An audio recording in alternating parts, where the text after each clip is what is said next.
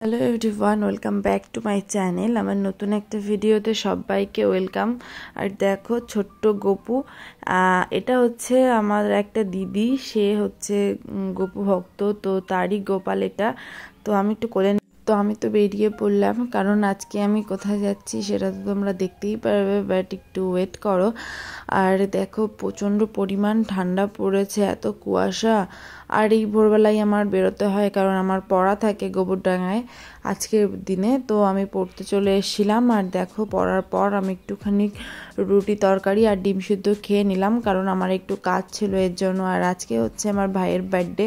আমি জানি ভিডিওটা দিতে একটু লেট হয়ে যাচ্ছে, বাট তোমরা একটু ম্যানেজ করে দেখে নিও। তো ওর জন্য কেক নিয়ে নিলাম আর একটুখানি পেস্ট্রি নিয়ে এসেছিলাম। তো দেখো ওকেই এখন দিচ্ছি, ওর রিয়াকশানটা একটু দেখো, বলে খাবে না, কারণ হচ্ছে ওকে নিয়ে ঘুরতে যেতে হবে। তো তারপর আর কি আমি ওর জন্য একটু পায়েস বানালাম। বার্থডের দিন একটু পায়েস বানাবো না, এটা তো হয় না, তাই না? তো দেখো আমার এই যে রেসিপি পায়েসের, আমি এই পায়েস নিজের হাতেই করেছি। তারপর আর কি দুপুর করে কেকটা কেটে নিলাম, আর এটা ওর বার্থডের কেক। আর এই যে একটু আয়োজন করেছি এইটুকুই, কারণ হচ্ছে আমি আজকে বেরোবো ওকে নিয়ে, তো মা ওকে আশীর্বাদ করে নিল। তো ভাবলাম যাওয়ার আগে শুভ কাজটা করে নিক, তারপর আমরা বেরোবো। তো এই তো কেক কাটবে, তো মা একটু পায়েস খাইয়ে দিচ্ছিল, আর আমি জিজ্ঞাসা করছিলাম বারবার কেমন হয়েছে খেতে।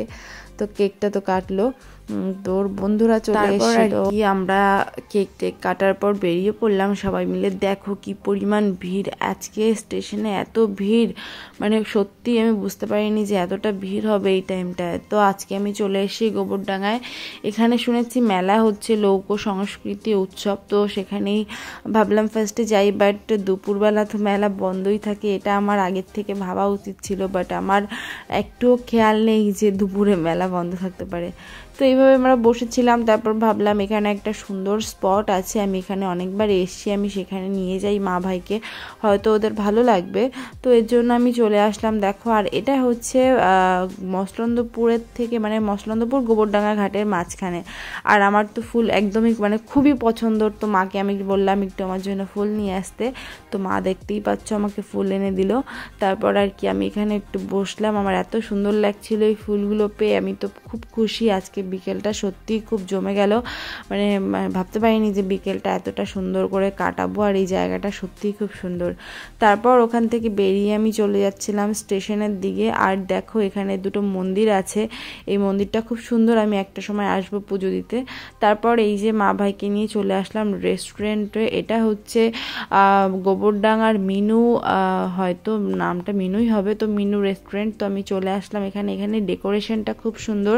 এখানে লাস্ট যখন এসেছিলাম তখন আমার ফ্রেন্ডস সার্কেলদের সঙ্গে, মানে ওদের সঙ্গে এসেছিলাম। তারপর অনেক দিন কোনো রেস্টুরেন্টে সেভাবে যাওয়া হয় না, মানে ওদের সঙ্গে, মানে কোনো ফ্রেন্ড সার্কেল এখন আমার সেরকম নেই, তো সেই ক্ষেত্রে কারোর সঙ্গে আসা হয় না।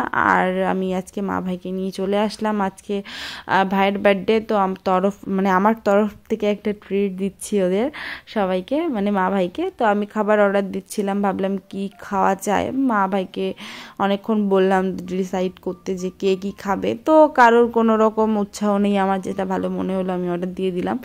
আর এখানে কিন্তু ব্যাকগ্রাউন্ডটা খুব সুন্দর ডেকোরেশন, খুব সুন্দর ব্যবহার এখানে। তো তোমরা যারা আসতে চাইছো অবশ্যই চলে আসতে পারো, রেস্টুরেন্টটা খুবই সুন্দর। আর আমার রেস্টুরেন্টের এই জায়গাটা খুবই মানে বেশি ভালো লেগেছে, কারণ এই জায়গাটা গাছ দিয়ে এত সুন্দর ডেকোরেশন করেছে যে সত্যিই জায়গাটা খুব সুন্দর। তারপর আর কি আমি ওয়েট করছিলাম খাবারের জন্য, অনেকটা লেট হয়ে গেছে আমাদের। তো খাবারটা আসলো, আর আজকে খাবারটা অর্ডার দিয়েছিলাম ফ্রাইড রাইস, সঙ্গে হচ্ছে চিলি চিকেন। তো এইভাবে এবার খাওয়া দাওয়া সার্ভ করার জন্য আমি সবার প্লেটে দিয়ে দিচ্ছিলাম। এবার খেয়ে দেখতে হবে বিষয়টা কেমন হয়েছে। তো দেখো খাওয়া দাওয়ার পরে এইটা হচ্ছে আমার মায়ের রিয়াকশান। তো আর কি বলবো, সবাই তো পেট ভরে খেলো, আর খাওয়ার পরে এত সুন্দর রিয়াকশান দিল এরা। আর এই দেখো আমার ভাই কী করেছে, মানে ও আর কি, সত্যি একটা জায়গায় ওকে নিয়ে আসলে, ওকে দিয়েছে মৌরি খেতেও, সেটা না খেয়ে ব্যাগে ভরে নিয়েছে যে বাড়ি গিয়ে খাবে। আর খাওয়া দাওয়া কমপ্লিট করে আমরা বেরিয়ে পড়লাম, এবার স্টেশনের দিকে যেতে হবে, কারণ অনেকটা রাত করে ফেলেছি আমরা। তো আবার নেক্সট টাইম আসবো কোনো একদিন, সেদিন তোমাদের সঙ্গে আবার শেয়ার করবো রেস্টুরেন্টটা। তো এবার আমরা বাড়ির দিকে যাই। তো বাড়ি যাওয়ার সময় দেখলাম যে রাস্তাঘাট পুরোপুরি অন্ধকার হয়ে গেছে, মানে যেহেতু রাত হয়ে গেছে অন্ধকার হবে এটাই স্বাভাবিক। তো যাই হোক, আমি তো বাড়ি চলে আসলাম। আমার ভিডিওটা এই পর্যন্তই, সবার সঙ্গে দেখা হবে নেক্সট ভিডিওতে। টাটা।